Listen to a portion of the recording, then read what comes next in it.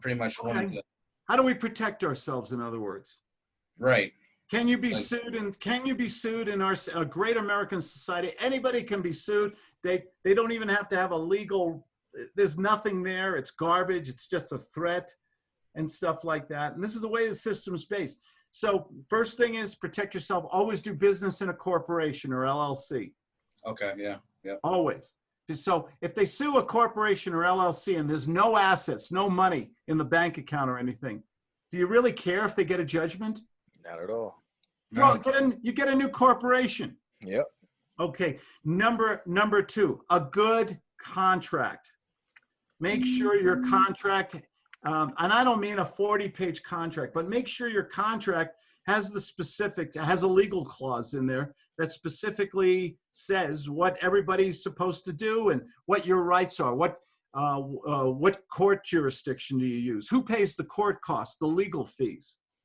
Okay. Yeah. Things like these are little things a good contract will always protect you. Third thing, and the most important, just tell them the truth. They say, look, folks, I do a lecture to everybody I do a lease purchase with. This is your responsibility. You've got to pay on the first. It's late on the second. You get a phone call on the third, and eviction starts on the fifth. Okay, that's the way it works. If your grandmother needs new wagon wheels, I don't care. It's not my problem. You're going in this. The option money is non-refundable. It applies to the purchase price when you buy it. The purchase price, not the down payment. Big difference. A lot of gurus have contracts. They're wrong. You got to make sure you're not playing real estate unless you have a real estate license or a law license. Okay, you're doing the deal as a principal, and you state that in your contract in your community. I have a contract with the property owner, and I am allowed to assign, sublet, transfer, or convey my rights to you, a third party. Yep. Boom. Yeah. Okay. See, so deal with them up front. Tell them up front. It's like we always go on this little honeymoon period, and we're scared to tell people what their responsibilities are. Oh, I don't want to rock the boat again, Yeah. So did I answer your question? Is that where you wanted to go? No, you did. And I like, you're very adamant about putting the responsibility where it belongs to. Amen. Yes, absolutely. Mr. Elmore, we finally met up, and after this, Marvin, we have a private session too. Right. Okay. Okay. Sorry about the time zone confusion. Yeah. Yeah. I've been a victim of that as well. Yeah. If you go into my calendar, the Entourage calendar, I can show you that, Marvin, if you want. It adjusts for the time zones automatically because time zones are confusing as hell. Yeah, I literally learned that about a week or so ago, but I've been here about 3 months now. Yeah.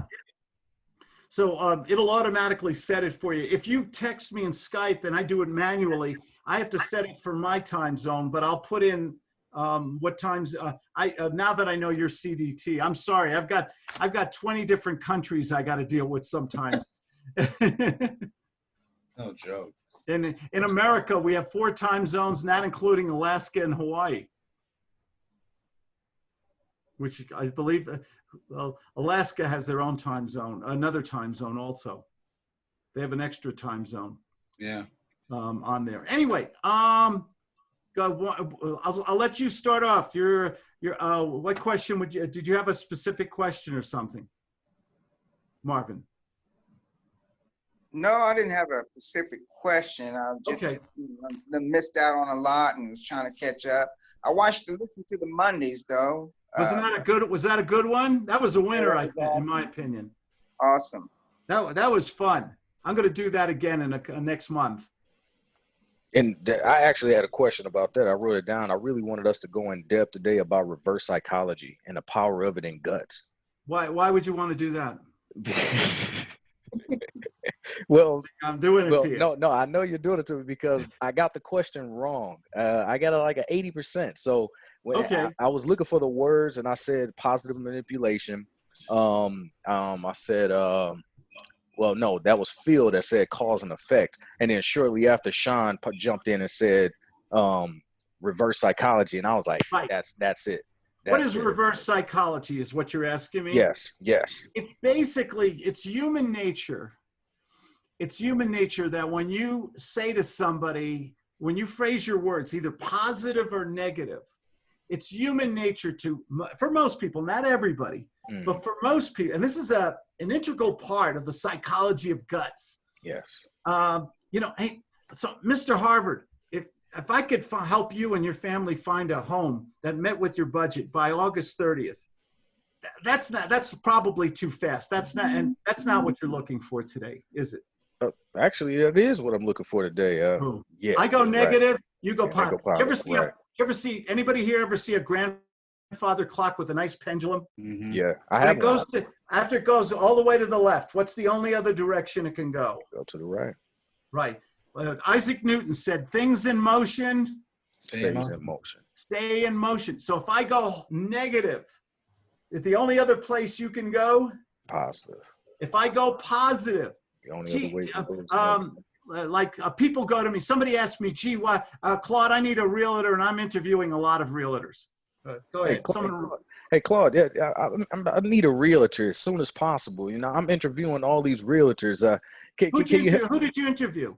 What is that? Keller Williams and I love Keller Williams. I mean, I'm with Remax, but Mm. Keller Williams has a great reputation. Have you gone into their office? They're beautiful. They're modern, and they train their people very positive, motivational training and everything. You must have gave them the contract, right?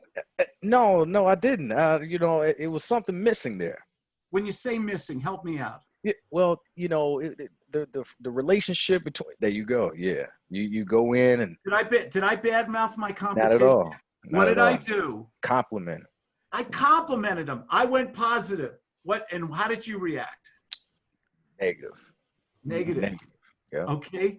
Do you see now? If I go, oh, Keller Williams, they suck. Oh my God, they just got oh man, they charge more money. Their people aren't trained well. What's going on in your head now if I badmouth? Wow, it's like you just, you know, start discrediting them, and then for me, it probably can go from, if you're going negative, I go positive. Well, they're not that bad, you know, or whatever it may be. Do I lose credibility when I badmouth somebody? Yes. Because it's self-serving, right? Yeah. In your mind, you're going, he's just bad-mouthing them because he wants my wallet. That's right. Right. He wants my butt. Right. He wants my business. So Yeah. you see, this is the difference between just giving presentations, reading scripts, Yeah. begging for the order. Yeah. Sales can make you rich. If you have the right product or service and you know the right words at the right. Derek and I were just talking. Derek, tell them what we were talking about. That not getting tensed up and everything. Oh yeah, just relaxing. Really, what it comes down to. At least that's what I got from that. Yeah, when you get all excited and nervous, you shut down. Your mind shuts down. How do we get to such a place where the when it's just when you're in the zone. You guys know in sports, Yes. Meeting a pretty girl, a conversation. When you're in the zone, when everything is just working well. Yes. You know, don't you love when you're in the zone? Yes. Oh yeah. Do you ever have the right tool for the right job? And you Mhm. just, oh shit, the right screwdriver. Yes. It's done. How good does that feel to have the right tool in your hand Feel at the love right time? And jump shots. Do you ever try to do a Phillips head screwdriver with a regular standard flathead, and it's like you strip it? Just doesn't work. And you hate that, right? Yeah. So much of sales is like, can you get so confident and comfortable, so relaxed? Mhm. That's why we practice so much. Yes. Yeah. Okay. And then why I go into detail explaining, because I don't want to just give you a cute little answer. I want you to go deep and understand the logic behind it. Yeah. Why do we do reverse psychology? Why does it work so well? Why isn't, and if it's so damn great, how come nobody else is using it? There's a question. That's another question right there. Why is it, I get people say, gee, Claude, if lease purchasing is so great, why isn't everyone else doing it? Yeah. I don't know. Maybe they don't want to take. So it's a great question, sir. Mhm. Maybe they don't want to take the time and trouble to learn something that will benefit you and save you money. Mhm. I'm glad you brought it up. You wouldn't want to get into a home today, or you could keep renting that apartment for another couple years. but you strike me as a pretty sharp cookie. Why don't you want to get into something you could own? Isn't it? Don't you want the American dream like everyone else? Yeah. Yeah. I was hoping you would go in that route where you say, well, you seem like a smart guy. What would you do would you do some dumb shit like that? Well, you got to, oh, wait, be careful. You got to be finesse, though. Okay, I actually have said that to people. Claudia's walked in the room. She'll go, oh my God, I can't believe you said that to him. I've actually gone to people and said, you're a smart guy. Why are you doing such dumb shit? That's called a guts move. That's a shock and awe. That is the mountaintop of pattern interrupts. You're going to lose the deal anyway. You know you're not going to make a sale. You're not connecting with the guy. Mm-hmm. And you've got nothing left to lose. Yes. Yeah. And you go to him and say, sir, you're too smart to do something like that. You told me this and this. You're losing all this money. Why would you want to, sir, definition of insanity. You know what that is, right? Yeah. Mm-hmm. Why do you want to do the same thing and expect a different result? I hope you don't mind me. It's okay to be mad at me, okay? And you can hang up the phone or anything, but it's my job to protect people. I want to help you. Yeah. Can we keep talking, or should I leave you alone and get out of here? That's right. See, that's powerful. That's powerful right there. That's powerful. Guts. Number one psychological reason why people will work with you. What is it? Number one. Trust. Likability. Likability. Likability leads to trust. You're correct. But if they like you first, and you have trust. Once you have trust, you have a blank check. Yeah. Yeah, you can lead anyone anywhere. Yeah. Mm-hmm. Likability. Yeah. You meet a woman for the first time, and you use these cute little phrases and little corny, cheesy lines. What's going through her head? Well, corny, cheesy lines. Come on, nobody likes that, really. Just trying to get in my pants. Yeah, you just want the draws. You want the panty draws. Yeah. And right away, she's on the defensive. The drawbridge raised up. The force field is there. Mm-hmm. And there's no likability. Yeah. And there's definitely no trust. Yeah. And now you're just going to get rejected. Isn't that the same damn thing with prospects all day long in business? All day long. So if we say a cheesy, corny line to somebody, a scripted line, like at 99% of all salespeople do, why are we surprised that we get 100% rejection? Wow. Makes no sense. What does the prospect really want? Most prospects most of them, they want the same thing within money, budget, or time frame, or they've got some level of motivation. You know that it's pretty much the same things for most people. Yeah. Particularly, how do we get that likability? We stay away from the corny, obvious, salesy line, the begging lines, and we go, sir, why are we talking today? Mm-hmm. Mr. Elmore, why? How can I help you today, sir? Why? Mr. Elmore, I got your phone number here. This isn't about real estate, is it, sir? Yes, it is. Oh, how can I? Tell me why I'm calling. How can I help you, sir? Well, I had a property that I've been trying to move, and I've been having a lot of trouble selling it. And I was just trying to find out if you might be able to help me do that. Maybe, I don't know. You must contact. Where do you live again? Oklahoma. Oklahoma. Oh, near Oklahoma City? Oh, about 40 miles away, about an hour and a half away or so. Oh, you're out in the country then, right? No, it's not a country. It's just a little smaller town in between. But I've called and talked to numerous people. Call a Remax. Why don't you call Keller Williams or Remax then? They're good people there. Well, Keller Williams is not in the area, but Remax is. But I have talked to them, and they just still trying to figure out, the information that they've given me, I'm just not comfortable with. When you say not comfortable, I'm not sure if I understand. Well, for example, they want me to sign an agreement for 6 months. I'd rather do 3 months or something a lot shorter, but they're wanting me to sign and pretty much tie my hands to them, rather than work with me on a lesser term. So okay, you did that beautiful, Marvin. Thank you. It's called feigning ignorance, pretending you don't know the answers to everything. What did I just get from Marvin that I didn't have 60 seconds ago? That they was offering him a contract. Yep. And it wasn't of his liking. Yeah, 3-6 months. Do I know how to, do I have a better idea of how to sell him now because I said I don't know? Yes. Yeah. What the amateur guy, oh, well, we're great at this. Oh, we'll sell your home next week. And, oh, we can do all these wonderful things. And we have offices all over the country. And we have the state-of-the-art computer system. And we got brand new software. Oh, here, let me mail you one of our new refrigerator magnets here with a calendar on it and everything like that. Okay. And right away, in his mind, he's going, shit, same old story. Yeah. Same old guy that I've spoken to this clown. I've spoken to him all my life. Okay. So instead, I'm trying to get him emotionally involved by him sharing his wants and needs. Yes. One of the best moves, I don't talk about it enough, is when I'll go, you mind if, Mr. Elmore, you mind if I write this down? This is good stuff. This is really helping me to figure out a couple solutions for you. Is that all right if I write this down? Sure, absolutely. Oh, thank you, sir. Yeah. That's a stroke. It's a That's a stroke. Yeah. It's a subliminal stroke. Yeah. So if you were going to a woman and you wanted to use guts, would you say, "Hey, baby, you're looking good. Let me buy you a drink"? Is that going to work? Take a drink, but she's going to walk away.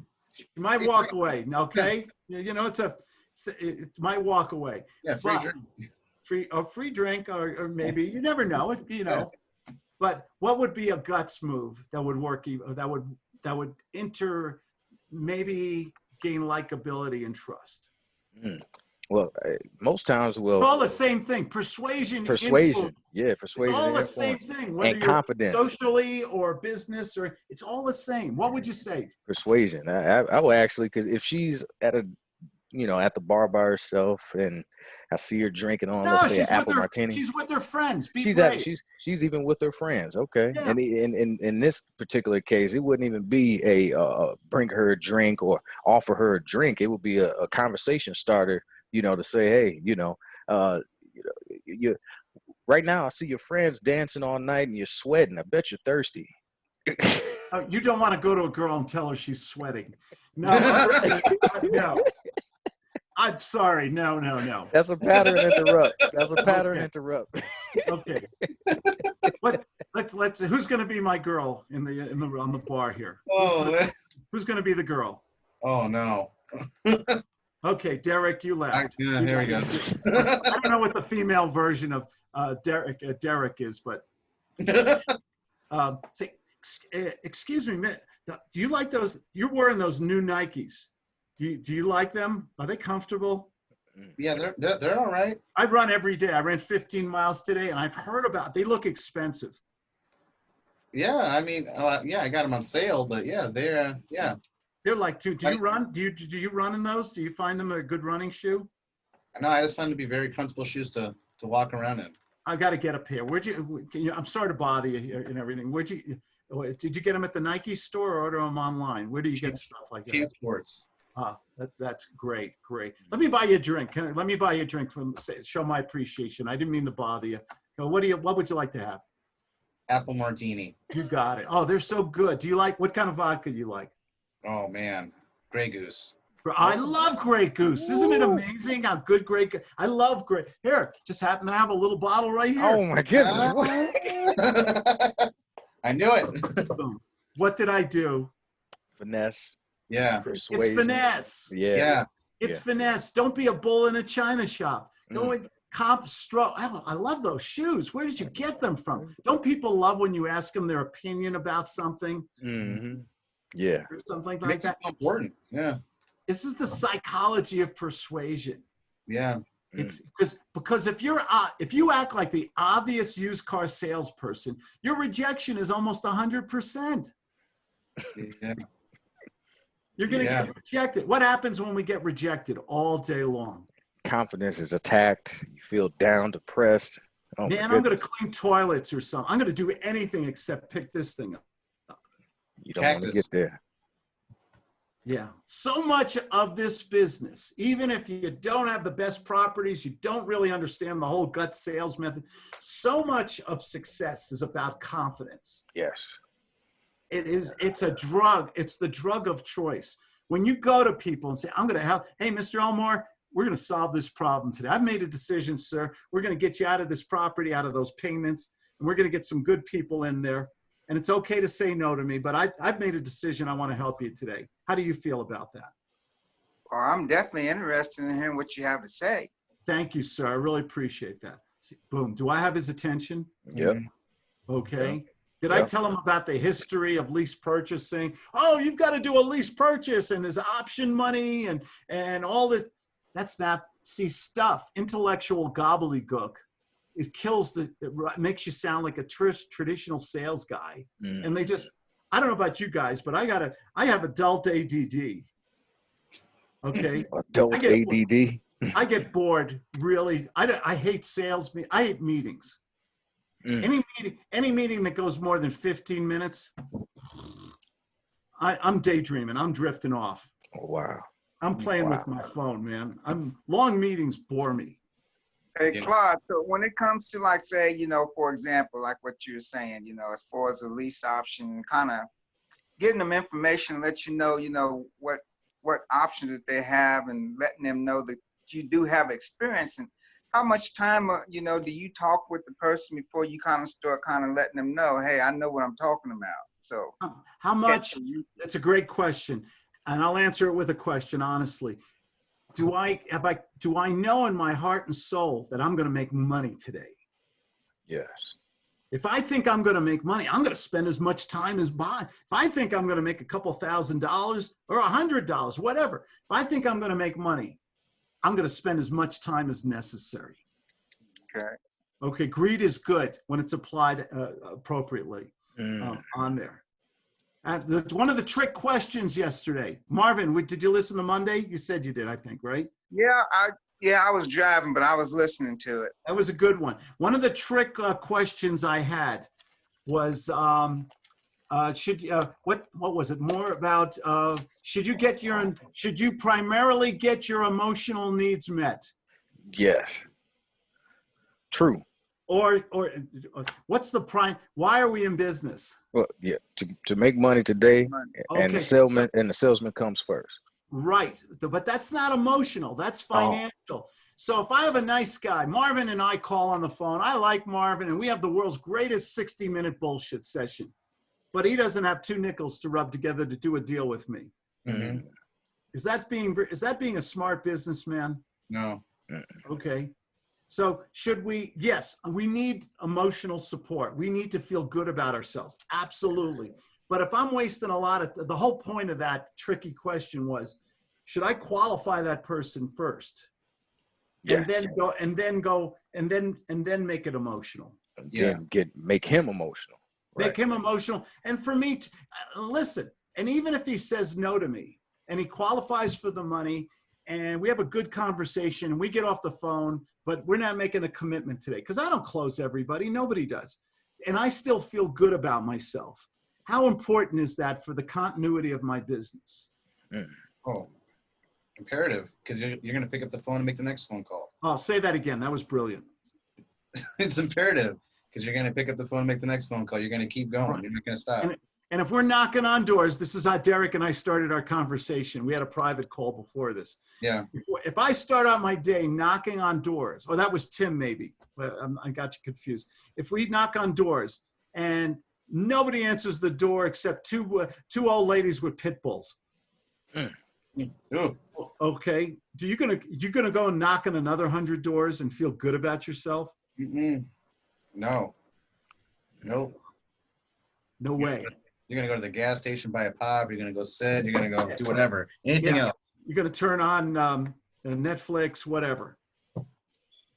To that phone. Get to that phone. And the thing about it is, it's so important for us to feel good, confident about ourselves. So when you're talking to someone, you've got to qualify them quickly about the money. about the need, the motivation, about the time frame, about the authority, who has the authority to. I've given brilliant $1 million presentations to somebody, and then they told me they didn't own the house. You know, what? You know, whose fault is it though? Yeah, but that's why you developed a system, agenda, Yeah. qualification, close. So You got to have a system to protect yourself and to go to the bank more often. Because when you go to the bank, you feel so good about, man, when you make a sale 2 feet above the ground, right? I mean, Yeah. Claude, we got like a minute left, and this is just one other question I wrote down, if you don't mind me asking. Okay, in the agenda stage, developing the roadmap, drawing the roadmap. As you already know, I'm in life insurance, so this is a different industry, especially when I'm calling someone, and these are, you know, warm leads. But drawing the roadmap in the sense of getting their emotions, their needs, their greeds, and such things like that. Is it ideal that I introduce the product in the qualification phase, or should I wait until the last question in the close? you're selling probably one of the best products ever. It's life. Nobody woke up this morning and said, gee, let's go, honey, let's go out and get life insurance. Right. Because life insurance is about family, love, death, continuity, all those other things, right? So why do people buy life insurance? Why do they wake up one day and start investigating about life insurance? Whether it's concern about their family, their health sometimes, and So what should you talk about first? well, I normally talk about their okay. Okay. Geez, sir, what happened? You're sir, how old are you, sir, if you don't mind me asking? I'm 52. 52, and you woke up today and all of a sudden you decided you got a beautiful family. I can see the picture of the wife and kids and everything. Mm-hmm. You just woke up one morning and decided you need life insurance. What? I mean, you've gone 52 years without it. Yeah, and that's the biggest concern. I'm reaching into my later years, and you know, I'm the breadwinner of the family, so I really want to make sure that they're well taken care of if I were to ever leave. What a good man you are. To want to protect. You know, I can tell you a story. Then you go into storytelling. Yes. The storytelling support. Now, this is pure emotion. We haven't talked about prices, term versus whole life, brochures, why our company is better and everything. That shit won't matter until the end. You only give the presentation, the intellectual, after you've created, especially in insurance, it's all emotion. You know you're doing a good job when a husband and wife at the kitchen table are holding hands and their eyes are getting wet. Wow. Yeah. That's okay. What does that mean? That means they really, really trust me. They believe in the product. They're happy. They've accepted this as a you know, as a good deed in a sense, because like Frank Bettinger said, one thing a friend could do for another friend is help them come to an intelligent decision. So. Okay. Now, if they go intellectual on you, well, we're just shopping for the best price for insurance. All insurance is the same. But, you know, we're just shopping for the best price. Well, let me ask you this, if you don't mind me asking. Marvin, this is your private set time. Is this all right to go into this question? Yeah, that's fine. That's fine. Everybody say thank you to Mr. Elmore. Thank you. I'm going to give you a thumbs up. I appreciate that. Back to that question. Okay, yeah. Sir, let me ask you a question. If you're shopping around for the prices or such things like that, what do you have do you mind if we talk about money? Is that okay? Yeah, I want a $1 million term policy, and I just want to pay the least amount I can for. Yeah, okay. Yeah, that's great. That's a great idea. And let me ask you, have you shopped around? What numbers have you seen already? Well, we went to Prudential. We went to MetLife. Oh, wow. That's a great company. That's a great company. MetLife is an amazing company. Why haven't you just signed with them? Well, I just wanted to make sure I'm getting the best price and maybe the best. I've heard something about some companies don't pay right away. They make people go through a lot of legal loopholes and stuff. Oh, wow. So, you know, I just want to protect my family, make sure if I get hit by a meteor, my wife gets enough money to pay off the mortgage and the kids can go to dental school and dental college. Yeah, that's a very noble thing for you to do, and that's great. And you know, it reminds me of a story of a friend of mine who actually was with MetLife, and you know, the guy, he Be got hit by a careful. Walmart truck, and what do you say? Oh shit! What a way to go. Yeah, he got hit by a Walmart truck, and the family ended up, submitting the documents for the claims, and MetLife actually had them waiting for about 3 to 6 months to prove it. And I would hate for you to go through something like that. Can you even imagine? How would Okay, you feel? off the role play. Time out here. Okay.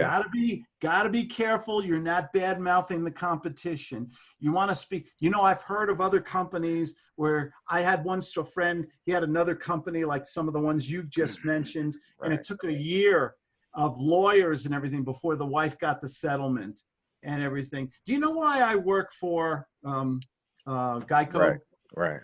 You know why I work for Geico? Because this is a career. This is how I take care of my family and put mac and cheese on the table. But I work with these families financially and everything. I want to make sure they're protected. They're part of my extended family. And what I like about Geico is, boom, boom, Bam, boom, boom. Got you. boom. Got you. Okay. So suppose we could solve this problem, and I could document for you that we have a competitive price, maybe not as good a price as other people, but we pay on time. We pay right away. We have the staff and the people to do that. I don't know if that's important to you, sir. Yeah. Sign here and let me take Sign care here. of Let's take it. There you go. Hand them the pen. See, you use the intellectual after you get the emotion first. I don't care if it's real estate or life insurance or selling Amway shampoo. Get the emotional part, the triggers first, and then go into the bullet points, the intellectual features and benefits. Okay. And stuff. Most people do it the other way around. Right. Yeah. And everything. Marvin, should we switch to a private thing here? No, I appreciate it. Thanks, Marvin. Thanks, Claude. Thank you, Marvin. You guys are welcome. See you.